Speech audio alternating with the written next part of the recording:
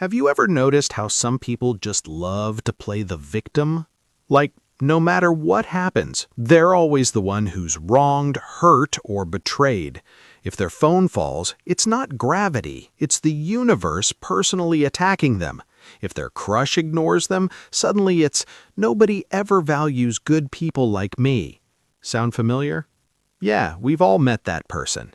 And sometimes, let's be real, that person is us.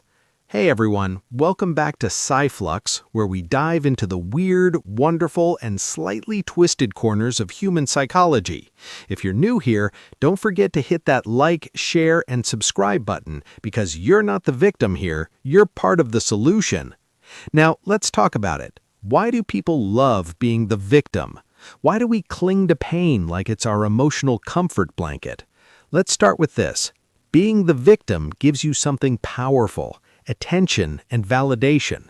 When you say, everyone's against me, people rush to comfort you. They text you, call you, say, you're such a good person, you don't deserve this. And suddenly you feel seen. For a moment, the world revolves around your pain. And that feels kind of nice, doesn't it?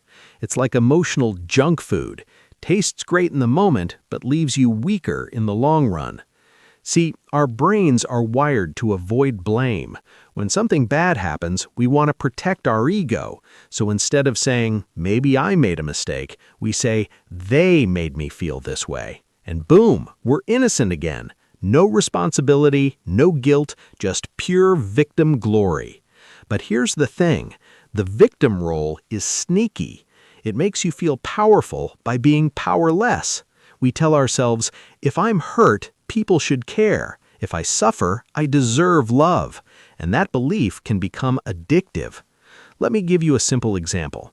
Imagine your friend doesn't reply to your message.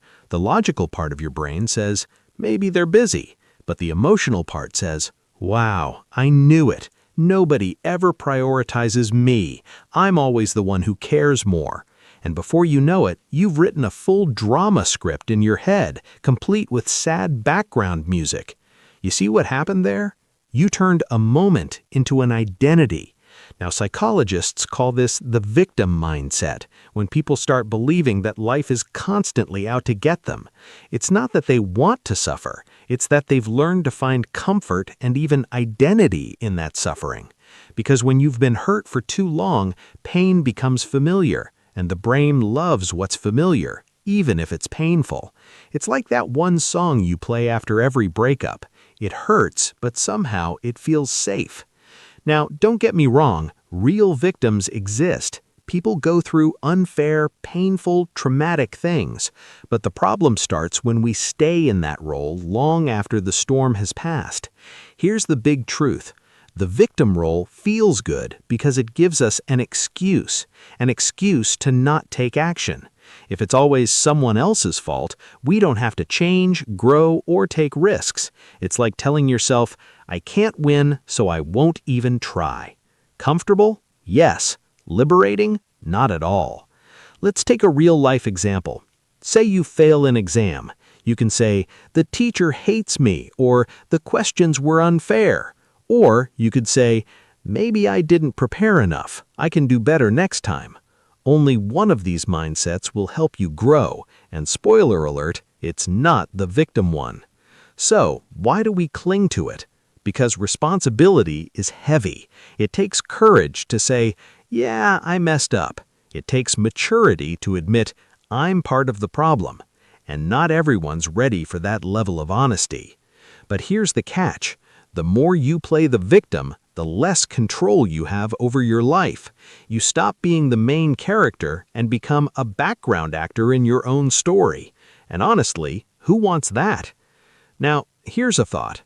What if you stopped asking, why is this happening to me, and started asking, what can I learn from this? That single shift turns your story from tragedy to transformation. You stop waiting for someone to rescue you and start rescuing yourself. And trust me, nothing feels more empowering than realizing you're not the victim of your story, you're the author of it. So next time you catch yourself saying, why does this always happen to me? Pause, take a deep breath, and ask, Okay, what can I do differently this time? That's how real growth begins, not by avoiding pain, but by learning from it. Because remember, everyone has problems, but not everyone turns those problems into power. So, don't be the victim in your story. Be the one who rises from it.